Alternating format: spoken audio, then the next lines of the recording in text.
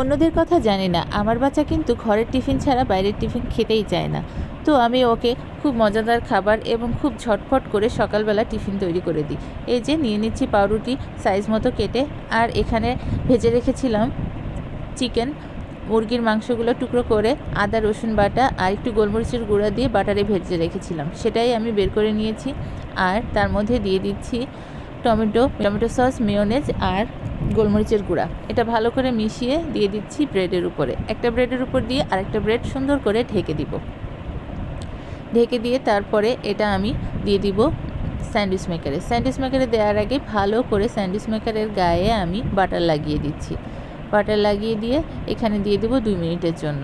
2 মিনিটেই হয়ে যায়, কিন্তু আমার মেয়ে একটু মুচমুচে আর একটু লালচে হলে বেশি পছন্দ করে, তাই আমি এটা 3 মিনিট রেখেছিলাম, এই জন্য এটা একটু বেশি লাল হয়েছে।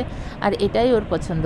এই টিফিনটা বানাতে লাগে মাত্র 5 মিনিট। 5 মিনিটেই এত ইয়াম্মি টিফিন হলে আর বাইরের খাবার কেন খাবে।